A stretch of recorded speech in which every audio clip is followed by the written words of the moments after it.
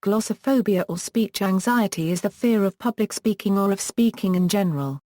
The word glossophobia comes from the Greek I cubed ia paragraph I florin I plus or minus glassa, meaning tongue, and I squared I phobos, fear or dread.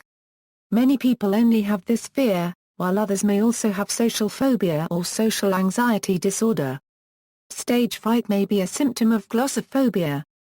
Symptoms include intense anxiety prior to, or simply at the thought of having to verbally communicate with any group, avoidance of events which focus the group's attention on individuals in attendance, physical distress, nausea, or feelings of panic in such circumstances. The more specific symptoms of speech anxiety can be grouped into three categories: physical, verbal, and nonverbal. Physical symptoms result from the sympathetic part of the autonomic nervous system responding to the situation with a fight or flight reaction.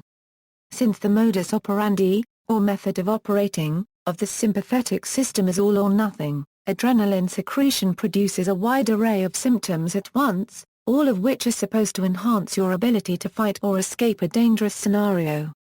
As Garcia-Lopez has noted, these symptoms include acute hearing, increased heart rate, increased blood pressure, dilated pupils, increased perspiration, increased oxygen intake, stiffening of neck upper back muscles, and dry mouth. Some of these may be alleviated by drugs such as beta blockers, which bind to the adrenaline receptors of the heart, for example. The verbal symptoms include a tense voice, a quivering voice, and vocalized pause seguro, which tend to comfort anxious speakers. One form of speech anxiety is dysfunctional speech anxiety, in which the intensity of the fight or flight response prevents an individual from performing effectively. Many people report stress-induced speech disorders which are only present during public speech. Some glossophobics have been able to dance, perform in public, or even to speak or sing if they cannot see the audience, or if they feel that they are presenting a character or stage persona rather than themselves. Being able to blend in a group can also alleviate some anxiety caused by glossophobia. It has been estimated that 75% of all people experience some degree of anxiety nervousness when public speaking. In fact, surveys have shown that most people fear public speaking more than they fear death.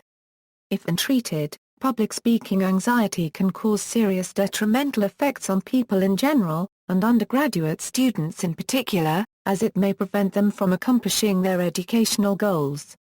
A recent study conducted by Garcia-Lopez, Diaz-Bedma, and Armand Cimarino has reported that previously trained students could act as trainers to other students and help them to improve their public speaking skills. Help and relief, training courses in public speaking and/or organizations such as Australian Rostrum, Toastmasters International, Power Talk International, and Association of Speakers Clubs can help people to reduce their fear of public speaking to manageable levels. Self-help materials that address public speaking are among the best-selling self-help topics. To temporarily treat their phobia, some affected people have turned to certain types of drugs, typically beta blockers. A speaker's anxiety can be reduced if they know their topic well and believe in it. It has been suggested that people should practice speaking in front of smaller, less intimidating groups when they're getting started in public speaking. Additionally, focusing on friendly, attentive people in the audience has been found to help.